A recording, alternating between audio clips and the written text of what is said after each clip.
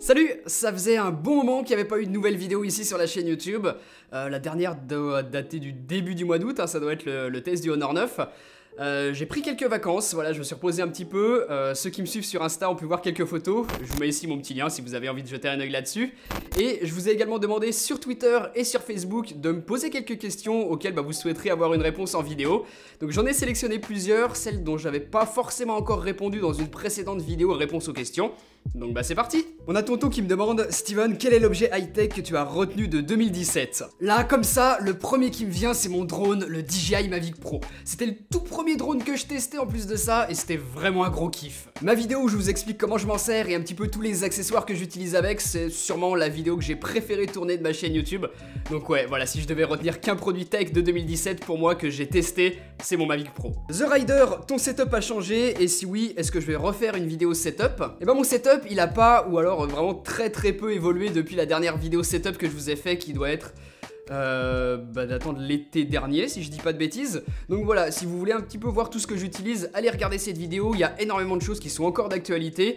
J'utilise toujours mon Mac Mini qui commence à se faire vraiment vieux, il souffre vraiment pour l'édition de vidéo. Donc voilà, je pense que c'est pour ça que tu me poses la question, c'est parce que j'en parle assez régulièrement sur Twitter notamment. Je regarde un petit peu ce qui se fait dans les nouveautés et j'ai envie de changer, j'ai besoin de changer. D'ailleurs, il y en a plusieurs d'entre vous, notamment Yacine, qui me demande qu'est-ce que j'envisage pour l'avenir de mon ordinateur. Passer sur un iMac Pro, passer sur un nouveau MacBook de 2017 ou alors carrément migrer sur Windows. Très honnêtement, pour l'instant, j'en sais encore rien. L'iMac Pro, quand je l'ai vu, et je vous en ai rapidement parlé sur Twitter, j'étais super excité, je me suis dit waouh, c'est ça qu'il me faut, je vais attendre 6 mois, je vais attendre début 2018 pour me l'acheter, et plus j'y pense, plus je me dis que c'est une très mauvaise idée.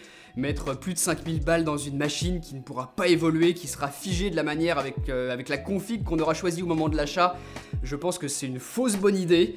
Donc finalement non, ce sera pas l'iMac Pro, ce sera peut-être un PC sous Windows, j'y réfléchis.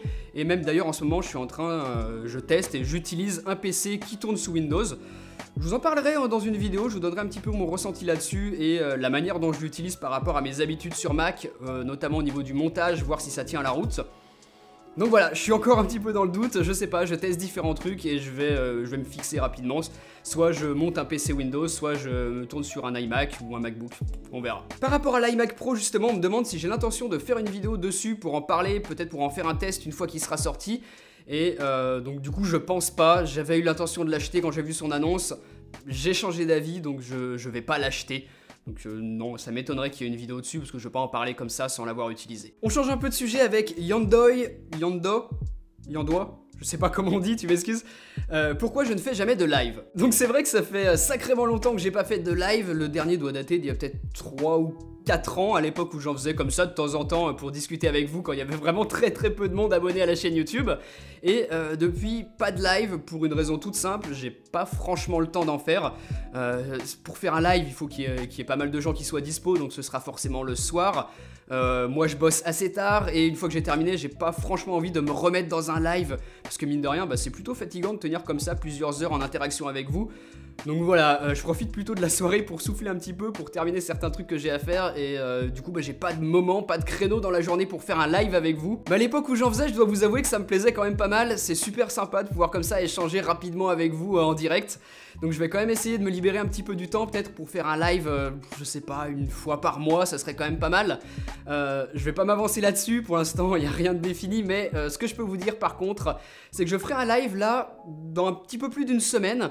À partir du 1er septembre, je vais passer quelques jours à Berlin pour l'IFA, donc voilà, grand salon européen avec plein de nouvelles technologies qui seront annoncées. Et j'en profiterai pour faire un live sur place pour vous montrer un petit peu toutes les nouveautés qui vont être annoncées, les petits trucs coup de cœur que j'aurai trouvé à droite à gauche en me baladant un petit peu dans les allées du salon. Donc voilà, je vous invite à me suivre sur Twitter et sur Facebook, vous avez les liens qui s'affichent juste ici. Je vous avertirai quel jour, à quelle heure je lancerai ce live, comme ça vous pourrez être prévenu, vous pourrez vous organiser un petit peu à l'avance pour pouvoir être présent si vous voulez découvrir tout ça avec moi, et puis en profiter pour me poser toutes les questions que vous voulez. Ensuite, Yacine qui me demande, encore un Yacine, tiens, est-ce que les vidéos de jailbreak c'est fini sur ma chaîne YouTube? Clairement oui, je pense. De toute façon, il n'y a plus aucune nouveauté intéressante qui sorte, le jailbreak et surtout sa communauté de développeurs autour est aujourd'hui carrément au point mort, donc voilà, je ne trouve plus d'intérêt à partager ce genre de choses. Si jamais un jour pourquoi pas, on va jamais dire jamais, mais il y a quelque chose de super intéressant qui sort, pourquoi pas. De toute façon, moi c'est toujours des choses qui m'intéressent, j'y jette toujours un œil de loin. Donc je dis pas jamais, mais ça m'étonnerait. Une question de Dijon maintenant avec le hashtag moutarde. Meilleur hashtag, bravo à toi. Quelle est la société high-tech qui a le plus innové sur l'année 2016? Alors là, comme ça, spontanément, il y en a plusieurs qui me viennent. SpaceX avec ses fusées, par exemple, c'est incroyable ce qui se passe en ce moment. Peut-être un petit peu plus à notre échelle, HTC avec son Vive qui mine de rien a fait une solution absolument incroyable. Aujourd'hui on en est encore au tout début avec des capteurs, des câbles reliés de partout. C'est toujours encore un petit peu contraignant à utiliser, je suis vraiment curieux de voir comment ça va évoluer, sûrement avec du sans fil. Et l'autre grosse innovation, même les grosses autres innovations que j'ai retenues moi là de ces derniers mois, dernière année, c'est ce que fait DJI avec ses drones que je trouve absolument incroyable. C'est un condensé de technologie miniaturisé dans une toute petite bestiole. Enfin, je trouve ça impressionnant ce qu'ils arrivent à faire et surtout à la vitesse à laquelle ils développent de nouvelles technologies. Enfin, aujourd'hui, leurs concurrents, notamment Parrot, sont à des années-lumière de ce que propose aujourd'hui DJI. Ils sont quasiment seuls au monde. Voilà, c'est pour ça qu'ils se permettent aussi de pratiquer des prix qui sont un poil chers par rapport aux produits. Mais ça n'empêche que ça fonctionne super bien.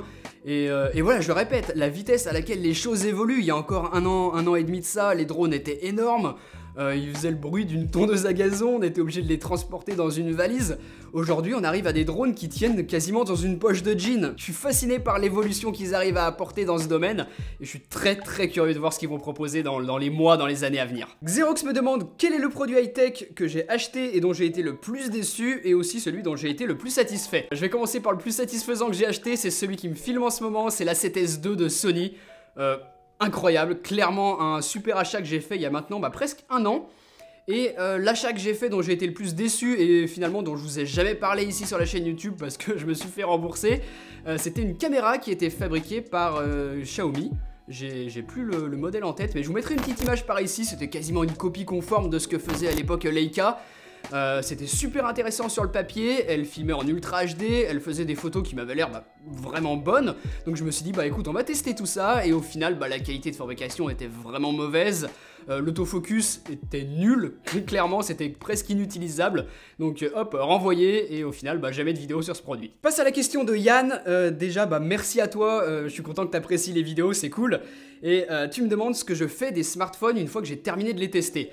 J'ai sélectionné ta question à toi, mais il y en avait plein d'autres dans ce sens-là, je sais que ça vous intrigue. La réponse elle est toute simple, il y a pas mal des téléphones que je teste, ils me sont prêtés par les marques.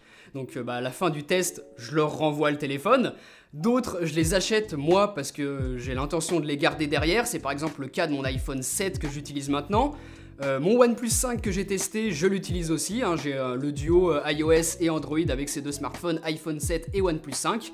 Et les autres que j'ai pas gardés ni rendus à des marques, je les ai soit vendus, soit passés à la famille. Mon frère en a un par exemple, ma copine aussi. J'ai pas une montagne de smartphones chez moi, je fais pas une collection. Ça me permet d'enchaîner avec la question de Diego qui me demande, après tous ces tests de smartphones que je fais régulièrement qui tournent sous Android, pourquoi continuer à utiliser un iPhone comme smartphone au quotidien? Alors des raisons, il y en a principalement deux. La première, c'est que je bosse sur Mac et pour moi, l'intégration entre macOS et iOS sur mon iPhone est absolument indispensable pour moi. C'est quelque chose de super pratique, c'est un vrai gain de temps au quotidien. Donc voilà, tant que je resterai sur Mac, j'utiliserai un iPhone. Si un jour je passe sur Windows, et je l'évoquais tout à l'heure, peut-être que mon smartphone principal deviendra un smartphone Android. Mais pour ça, il faudrait qu'ils améliorent quelque chose qui pour l'instant, Apple est le seul à maîtriser, c'est la stabilisation en vidéo 4K sur l'iPhone.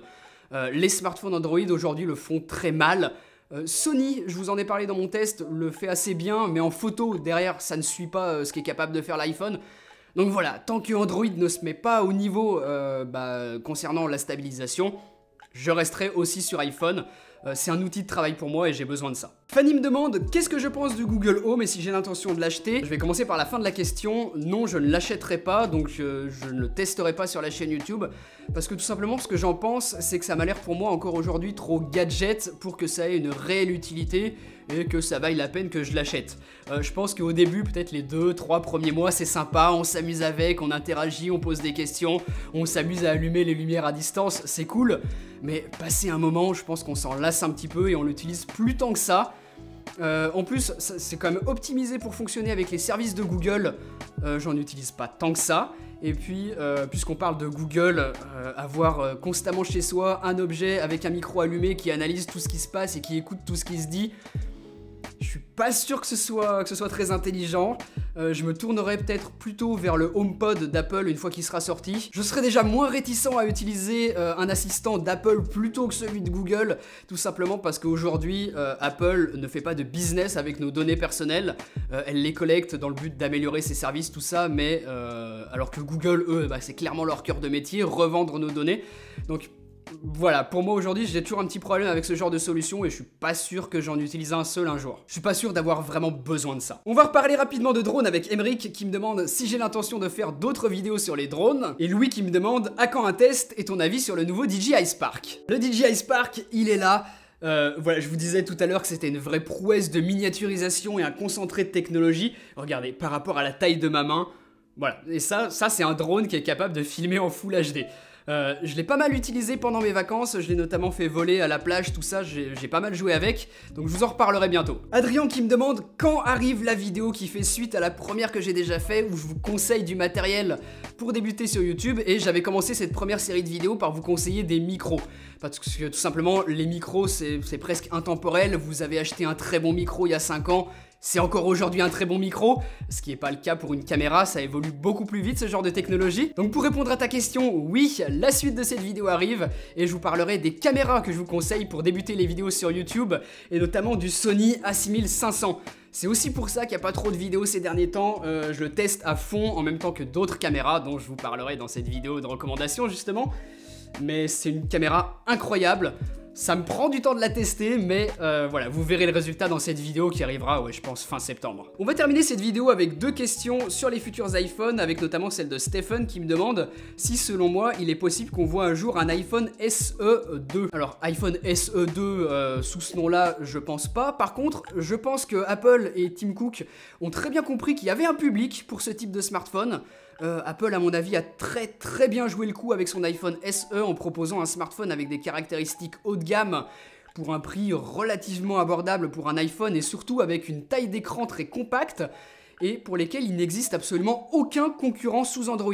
Les smartphones Android aussi puissants que l'iPhone SE avaient une taille d'écran beaucoup plus grande, donc Apple voilà, était vraiment tout seul sur ce marché, et à mon avis ils en ont vendu des tonnes et des tonnes d'iPhone SE, donc c'est pas du tout impossible qu'ils renouvellent ça, mais par contre je les vois pas réitérer cette petite taille d'écran. À mon avis ils vont rester sur la taille actuelle de l'iPhone 7 et proposer peut-être des composants qui sont pas dernier cri, et ce qui permettrait d'avoir un smartphone qui tourne très bien, mais qui soit bien plus abordable que le très haut de gamme chez Apple aujourd'hui. Donc voilà, à mon avis ça va se passer comme ça. Et on termine avec une question sur l'iPhone 8, le fameux, est-ce que je pense à une possible disparition du Touch ID au profit d'un Face ID? Déjà, je voulais répondre à une question aussi, je l'ai pas sélectionné ici, mais je l'ai vu pas mal, donc j'en profite. Je ne ferai pas de vidéo sur les rumeurs de l'iPhone 8, sur ce que je pense qu'il y aura dans le smartphone, sur mes prédictions, tout ça. Je sais que je l'ai fait les années précédentes, je sais que c'est des vidéos qui cartonnent, on fait facilement un demi-million de vues avec ce genre de vidéos rien qu'en mettant iPhone 8 dans le titre. Donc je sais qu'en le faisant pas, je me prive d'une certaine communauté, d'un certain nombre de vues, d'une certaine visibilité et de nouveaux abonnés qui arrivent. Mais très honnêtement, ça m'a gonflé cette année, les rumeurs sur l'iPhone 8. J'ai pas du tout eu envie de me forcer à faire une vidéo qui parle de ça. Donc il n'y en aura pas, j'attendrai que l'iPhone 8 sorte, qu'il soit officialisé pour en parler. Et pour en revenir à ta question, je pense que le Touch ID sera au dos, et s'il y a une reconnaissance faciale, une reconnaissance d'iris que tu appelles Face ID, j'espère sincèrement que ça marchera, que ce sera très efficace, parce qu'on a vu que Samsung l'a proposé sur son S8, et j'ai pas franchement été convaincu, c'était pas très réactif, pas très rapide, un capteur était plus rapide. Donc voilà, je suis curieux de voir ce que Apple va faire là-dessus, et en tout cas s'il l'ajoute, j'espère que ce sera très bien fait. Voilà, j'espère que vous êtes encore là, parce que mine de rien ça a été plutôt long, mais voilà, j'avais envie de répondre tranquillement aux questions que vous m'avez posées, celles que j'ai sélectionnées pour cette vidéo. J'en prendrai d'autres pour une prochaine fois, et de toute façon on va se retrouver très vite. Le mois de septembre va être plutôt chargé en actualité, il y a plein de nouvelles choses qui sortent tous les ans au mois de septembre, donc on en parlera ensemble, les vidéos vont reprendre à un rythme plus régulier.